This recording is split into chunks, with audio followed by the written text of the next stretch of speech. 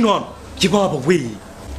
mana data twese siwe Yesu umucunguzi w'isi niko ibintu wambaye nibiki si uniforme c'est préfet kare zinaga uniforme ni kwipantaro igira munsi y'imigabane ibiri yawe ibi nibyo twambara zamura vuba se c'est préfet bigo twaki préfet zamura kandi si ubwa mbere mbikubonyemo umva genda uzinga ibintu byawe uzagaruka nyuma y'icyumweru kandi uzanye umubyeyi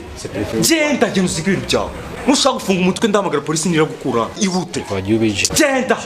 abantu tusigaye turera akanakuntu biri n'iki banyarwanda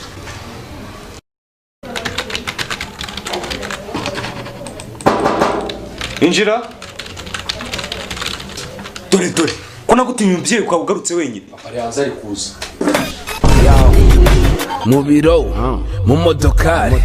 niba ushaka amafaranga waka party home party club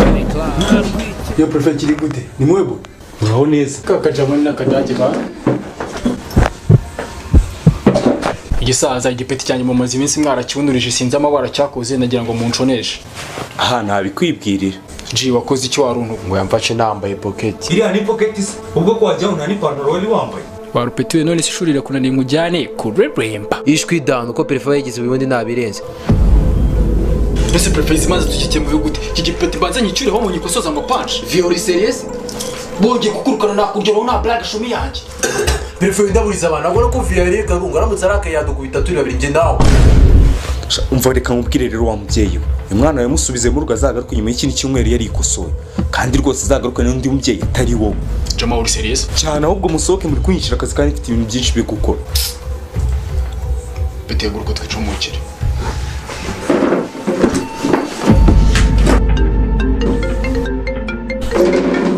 yes Jeff ya masasi wayazanye se Erika nanjye nshandi tunzane za mbunda turahura ku rugo rwa wa mu prefect turi buze kwiba ninjoro sawa peti tugenda